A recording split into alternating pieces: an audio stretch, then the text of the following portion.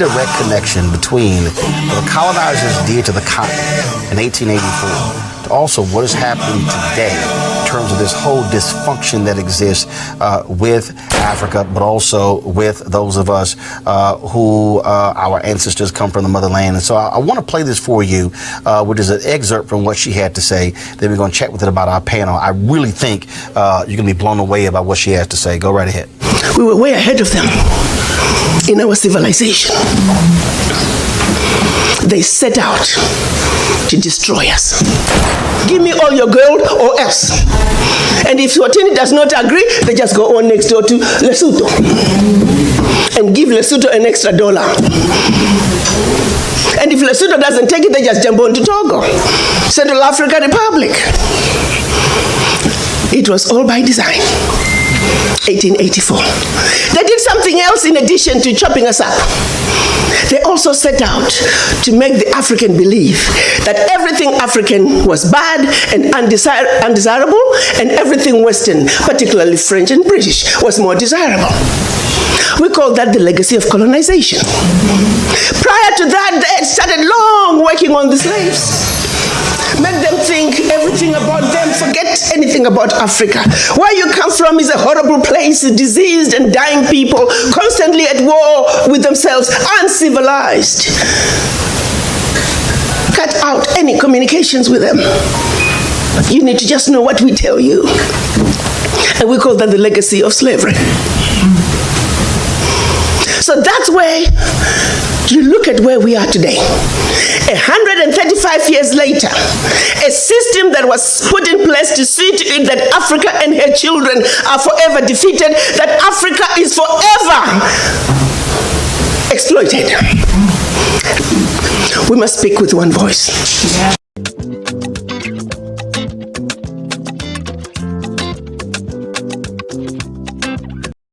Remains in place today, alive and well. And we sit here and we ask yourselves, why isn't Africa moving forward? Why does Africa continue to be taken advantage of?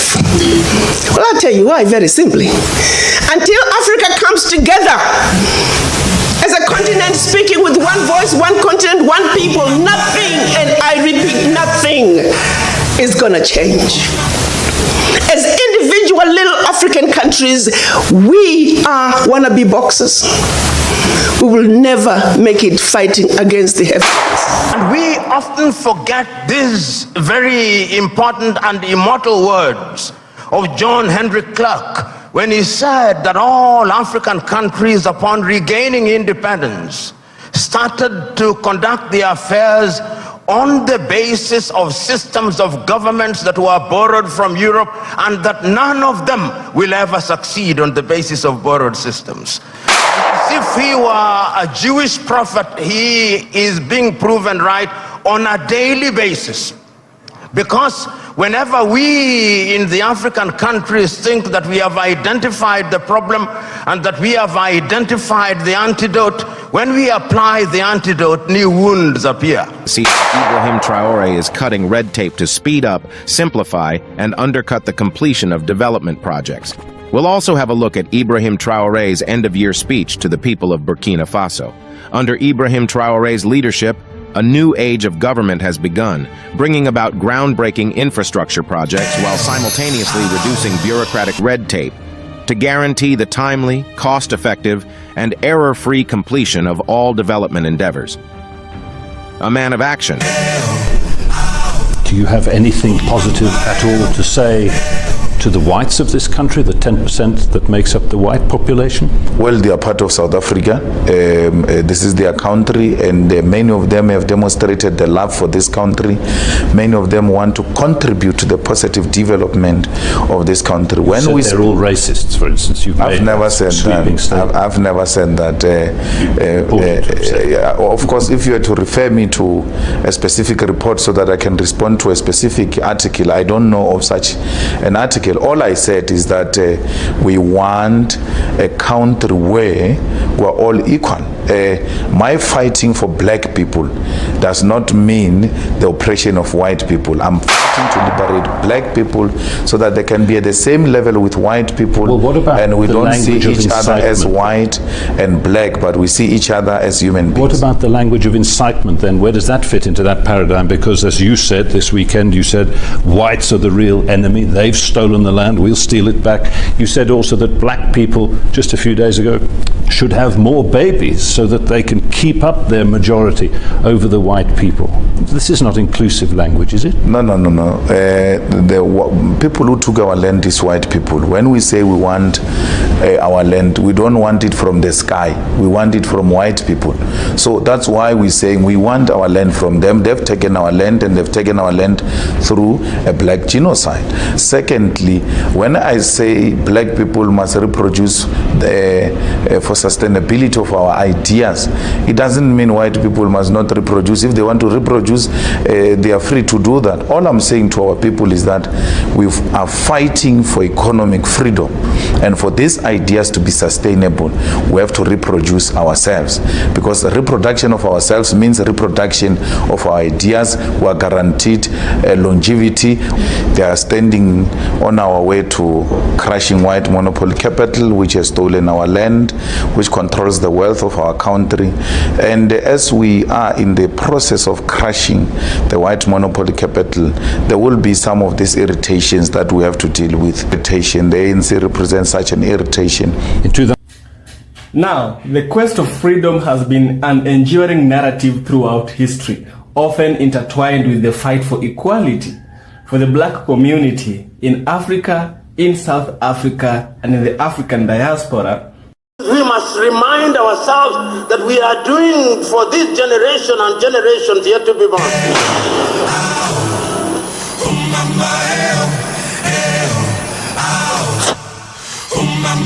Did you hear that Niger, Mali, and Burkina Faso, the Sahel countries under military juntas, have decided to form an African empire? But what does that really mean?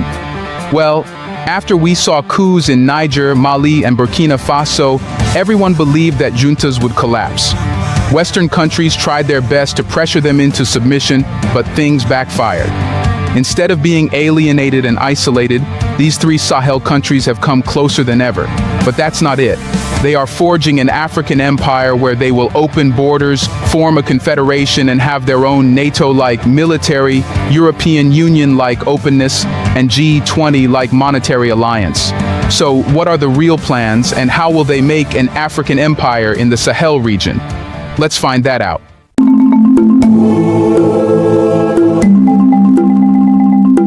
So, what has happened that has created headlines? On Saturday, the prime ministers of Niger, Burkina Faso, and Mali expressed their commitment to a shared future through an alliance that has led these three junta-led nations to distance themselves from the larger West African political bloc following their coups. However, this seemed somehow a very loose statement, given that no strong African alliance free from Western influence has been established yet. But that does not mean it will never happen. Now Niger, Mali, and Burkina Faso, having military juntas with goals of strengthening their countries instead of filling Western coffers, are showcasing how this will be done. You should know that since 2020, all three neighboring states have been under the rule of military officers who seized power in coups. This has created a divergence with the rest of the economic community of West African states, ECOWAS, which is urging them to return to democratic rule. Just recently, very strong statements were given by these countries' civilian leaders. Burkina Faso's prime minister said that at this point we declare that, whether you are from Mali, Niger, or Burkina Faso, we share the same destiny. He further said that these three countries are moving forward together. This conveys a very strong stance of the three military juntas, who have planned to go to all extremes to ensure their country's existence and sovereignty. He further said that it is our responsibility to take charge of our destiny. This clearly shows that all three countries and the leadership in them want all policies to be made in the Sahel region, not behind the closed doors of the Western powers. A day earlier, the three prime ministers appeared before a large crowd celebrating the recent complete withdrawal of French troops from Niger. Demonstrating independence from France and ECOWAS, the three countries have sought to build closer security, political, and economic bonds through a new union named the Alliance of Sahel States, AES. The Malian Prime Minister said that AES was born. If you notice, it all started with safety issues. Today, collaboration between our three armies has reached an extremely high level of integration. And that scares some people, he said.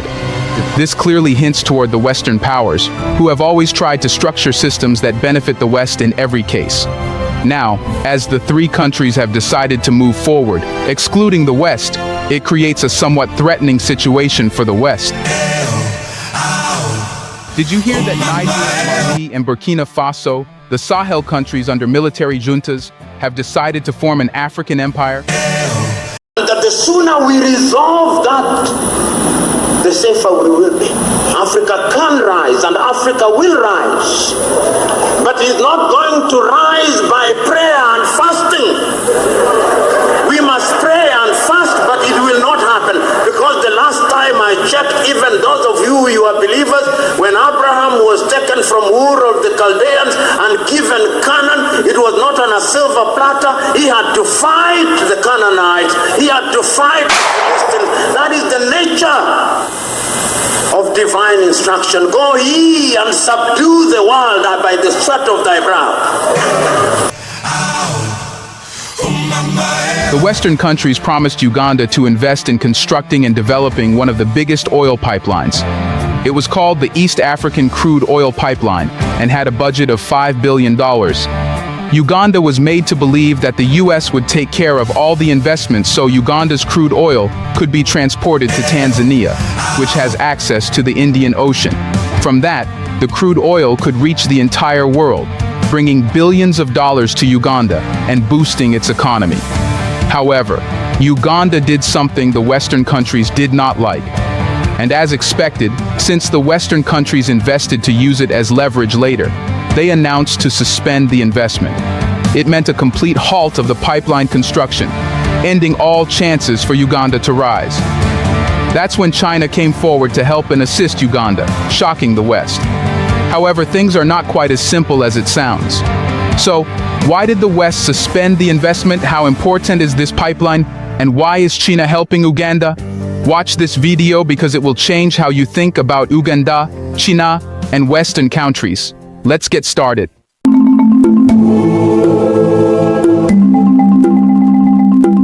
First, let's understand what EACOP or East African Crude Oil Pipeline really is. Believe us, it will surprise you. The East African Crude Oil Pipeline, EACOP, also known as the Uganda-Tanzania Crude Oil Pipeline, is a major crude oil pipeline project that's been in the works since 2013. A symbolic move was made by laying the foundation stone in 2017, and the goal is clear: transport crude oil from Uganda's Telenga and Kingfisher oil fields to the port of Tanga in Tanzania. What has the King of Morocco done that has shocked not only Black Africa, but the entire world? Morocco is an African country. However, people find it hard to believe because of Morocco's lighter skin and the Arab language they speak. Yet, genes say everything, and Moroccans are proven to be brothers of the Black African. Representatives from Morocco, Burkina Faso, Chad, Mali, and Niger gathered in Marrakech for a ministerial coordination meeting aiming to bolster cooperation. At the core of the discussions was the initiative proposed by Moroccan King Mohammed VI in November, envisioning an international undertaking to grant the Sahel countries access to the Atlantic Ocean. King Mohammed stressed the importance of upgrading infrastructure in the Sahel nations and integrating it with existing transport and communication networks in the region to ensure the initiative's success. A released memo expressed appreciation for Morocco's commitment to providing road, port, and rail infrastructures to enhance the participation of Sahel countries in international trade.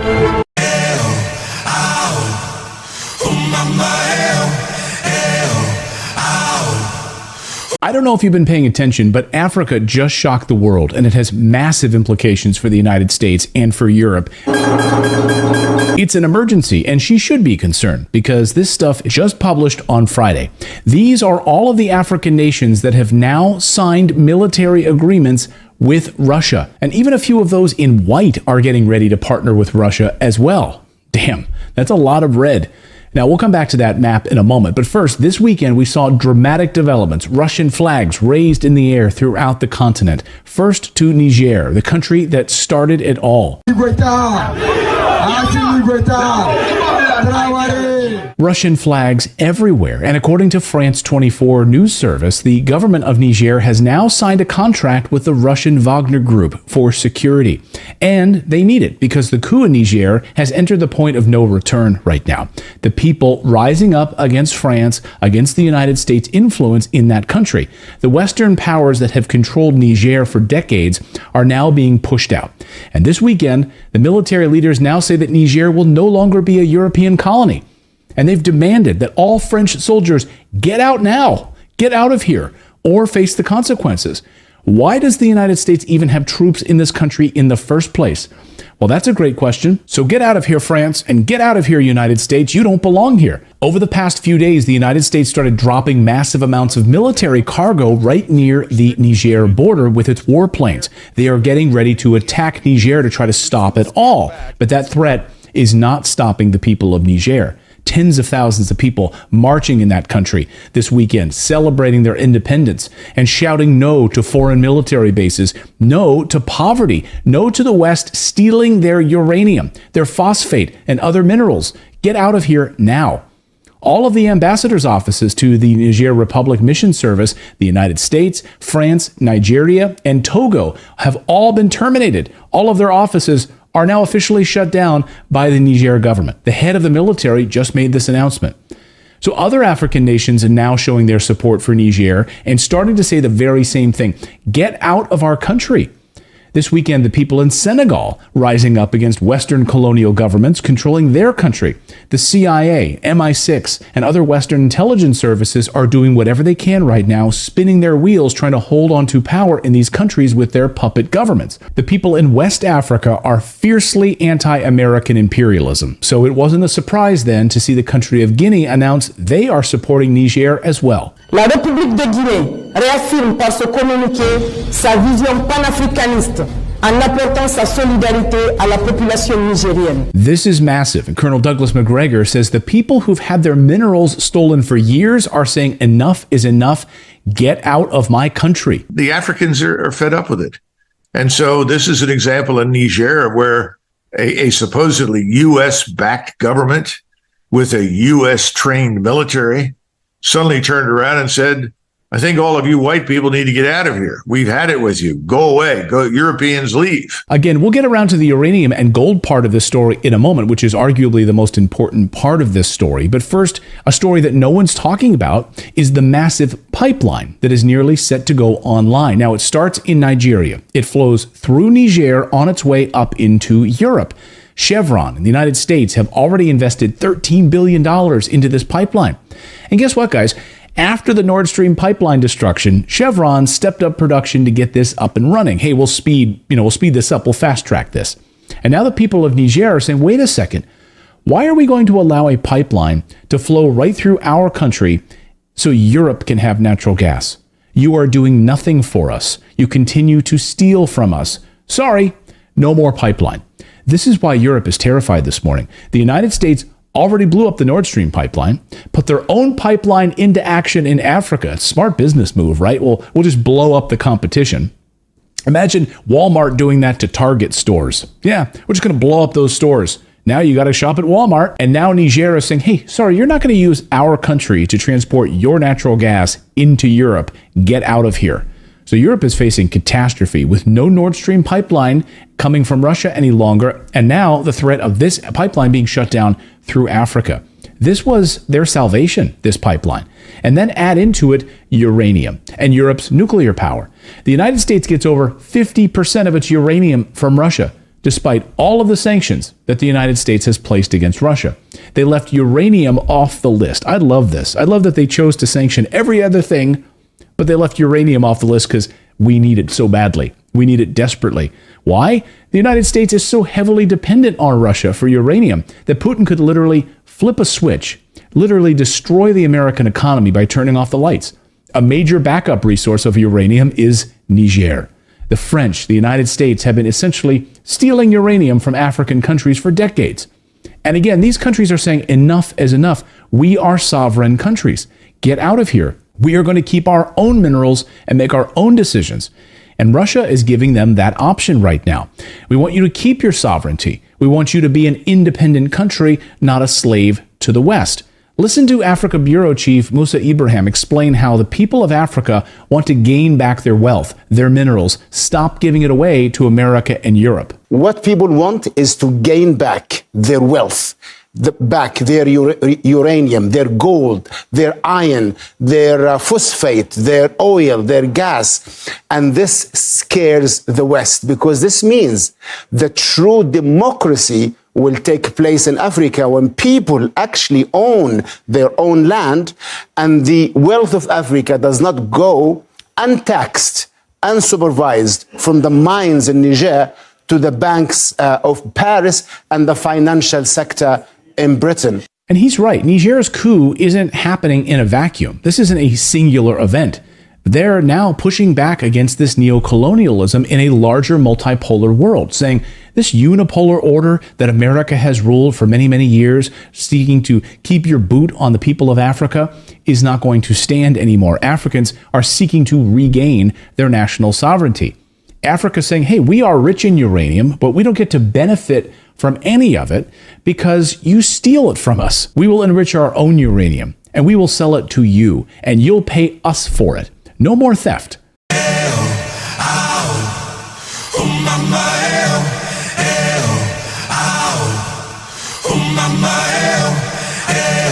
A direct connection between what the colonizers did to the continent in 1884 to also what is happening today in terms of this whole dysfunction that exists with Africa, but also with those of us who our ancestors come from the motherland. No more theft.